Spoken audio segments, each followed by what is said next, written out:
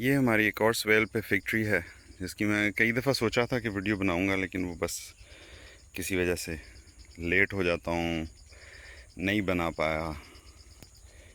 एक दो चीज़ें इस पे एक्सप्लेन करनी थी। वो एक तो ये था कि आप ये देखें तो ये एक इसकी शाख थी जो बहुत नीचे थी। तो पिछले साल इसको मैं थोड़ा सा बेंड करके ज़मीन में दबा के चला गया था, उससे ये पौधा निकला है, विच इज़ माशाल्लाह very healthy plant. In between दो और प्लांट्स थे जो बने थे, सॉरी एक और प्लांट बना था। एक तो इसी की रूट में से निकल रहा था, वो ये वाला है, और एक यहाँ पे इसने एक और प्लांट बनाया था।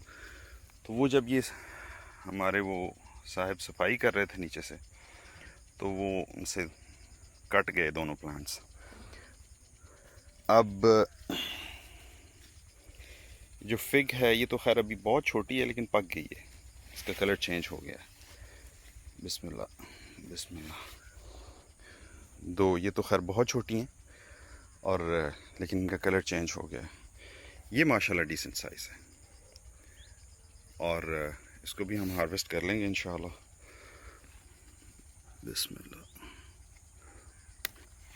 थोड़ा सा भी शायद इसको टाइम और चाहिए था, थोड़ी सी हार्ड थी तोड़ने में, लेकिन वैसे तो फ्रूट सॉफ्ट है।